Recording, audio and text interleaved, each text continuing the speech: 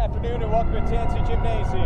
And the Leopards and the Gulls of Endicott get set to square off for the third straight year. What a matchup between these two. Absolute battle to the very last point. Great atmosphere, great fans, two great programs.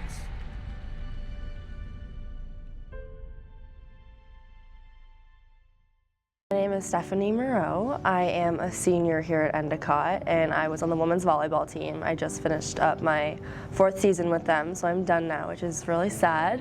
When I was playing, I was a middle blocker, and I am 21 years old. I don't think people realize that you play the sport your whole life, and then just one random day it ends, and you have to kind of learn how to move on from that. So let's go back to the beginning. How were you first introduced to your sport? What made you decide to play volleyball versus all of the other sports that are out there? I did gymnastics from, 2 years old all the way up until high school.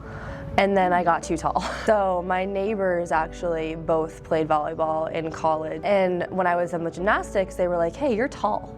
What about volleyball? That sounds like it could be good for you. So they actually trained me in my backyard this summer going into my freshman year of high school. So I was 14 years old. So they are the reason that I got into volleyball.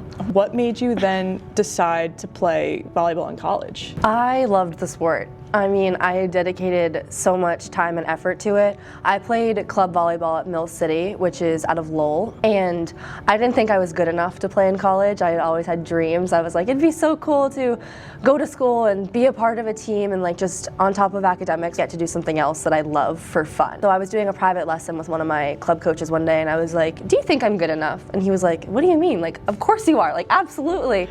And I kind of fell in love with it from there. And I mean, the first time I stepped foot on Endicott's campus, and I came to a prospect clinic here, and I met the team, and that's when I was like, I can't give this up. I just love this sport. These people already feel like my family, so that's really what did it for me. So throughout your career, your volleyball career, 4 years later, you've dealt with so many obstacles. Tell us a little bit about your journey as kind of a player.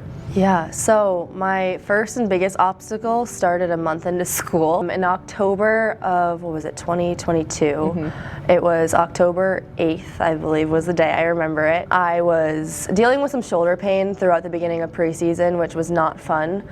Coming into sports, you're nervous about starting in a new school and meeting new people, and then on top of that, you're injured. So that wasn't fun, and I got a shooting pain down my right arm to the point where I couldn't raise it above my head. I felt nauseous from the pain, and my roommate and teammate at the time turned to me on the bench, and she was like, you need to tell coach that you're done. I can see it on your face. You are not okay right now. And so that was the bravest thing I ever did. I went over and said, take me out. I can't do this anymore. I ended up seeing the trainer that day. Something was wrong, but they couldn't figure out what it was. So months and months later, I was diagnosed with something called thoracic outlet syndrome, which is when your nerves and arteries are being compressed. So I couldn't play volleyball. I was out for 10 months, which was really hard for me because I came to school to play that sport. That was a huge part of my identity. It had always been Stephanie, the volleyball player. Oh, you're Stephanie, you're on the volleyball team. That's who you are at this school. I mean, I was dealing with anxiety, body image issues, depression, because I didn't know who I was without the sport. But it was just difficult. I mean, seeing your teammates being so happy on the court when you're just in pain. Mm. And it wasn't something like a sprain or a broken bone that would heal over time. I was seeing a neurologist in Boston to see if I could do Botox injections to paralyze some of my muscles that were spasming. That could have led to paralysis, which was really scary. Surgery was another option that I was looking into, but my doctor refused to perform because it could have been fatal, which was another really difficult thing to deal with. So on top of the injury, it was just something that was really consuming my entire life. Mm-hmm. Was there ever a moment where you why do I keep playing? Absolutely. I mean, the 10 months that I was injured were probably some of the hardest I have ever faced in my life. I think the most difficult thing was that I couldn't really talk to the people around me. My parents were my huge support system through it all. But the hardest part was they never played a sport in college, so they didn't really understand the pressure that I was feeling to get better from my teammates and from my coach. So they were definitely there for me and they were trying, but they just didn't get it. And so throughout that time I was like, why am I even bothering? So I think every single day I woke up and I was like, is this even worth it? But I couldn't shake this feeling that once I overcome this, it's gonna be the absolute best feeling in the world. One of my teammates had this phrase that she would always say, and it's "be where your feet are," which I honestly loved, because I feel like when you're playing a sport, you can get so caught up in the moment. And like the championship game, for example, against Wentworth, I was all over the place. I was like, this could be the last game I ever play in my athletic career. This is the last time I'm on the court with these people. But then I had to remember, like, be where your feet are. You're actually in that moment right now. Like, you have the power to make a difference, but just be where your feet are. When I was injured, I kept everything to myself. I didn't want anyone to really know the whole thing that was going on with Stephanie. I didn't want anyone to think I was weak or not brave or not strong, because when you're an athlete, like, mental toughness is the #1 thing that you're taught. And I feel like with an injury, you kind of have to break that because you're physically not able to keep up. I definitely had people who were like, hey, I'm here if you need me, but I feel like that's something that everyone says, so it's hard to really know if somebody means it. And that's nothing against them. That was just a personal thing for me, not feeling brave enough to speak up. I feel like now, after my involvement with the Hind opponent, being in that first meeting and hearing people talking about anxiety and depression and just struggling, I was like, oh, like, this is a normal thing that people are dealing with. Like, I'm not alone. So I feel like after that, I was able to really speak up, and now I can be an outlet for my former teammates. So, I mean, I feel like it just takes a lot of growth. And the whole goal is to just really start a conversation. We want athletes to know that it's okay to not be okay. I think that's the big message.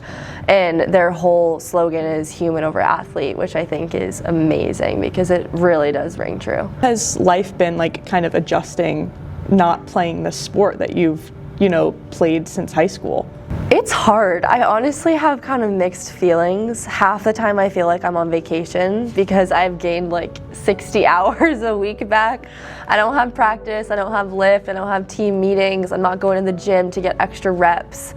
It's weird. When you're on a team, especially in college, you spend every single second with those people. And my teammates were like my sisters.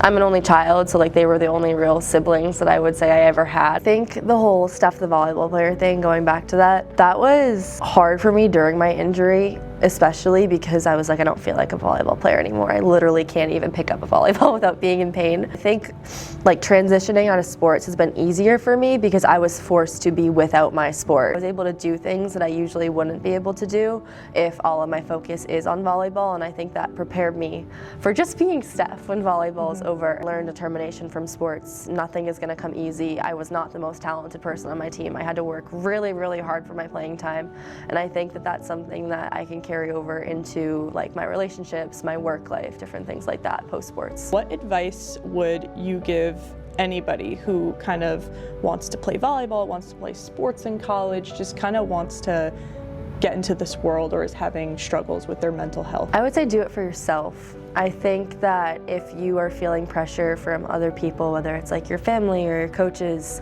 you're gonna get burnt out if you're doing it for them and not for yourself. Outside of volleyball, I still put my everything into whatever I'm doing. Any final last words? Any last words of motivation? Go Gulls. Nailed it.